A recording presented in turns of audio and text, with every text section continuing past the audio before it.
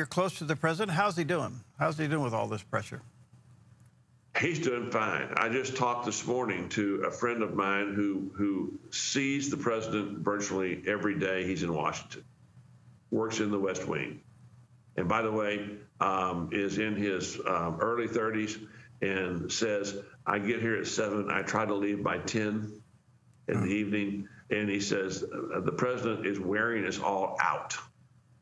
This 72-year-old man is wearing us all out.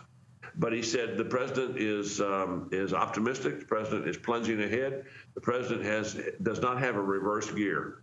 All he's got is first, second, and third gear going forward, and maybe four-wheel drive.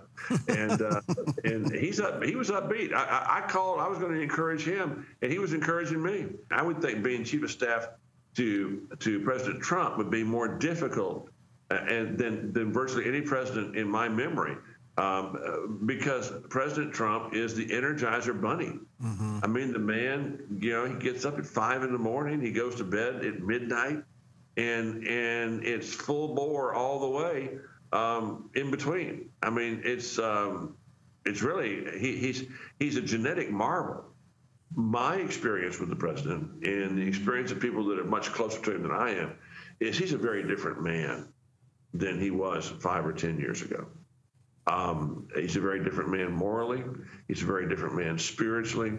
I think the nature of his third marriage is one that Christians would be much more comfortable with than his first 2 marriages. I think he's a better husband, a better father, a better man than he was 5, 10 years ago. But he's not a perfect man. None of us are. Yeah.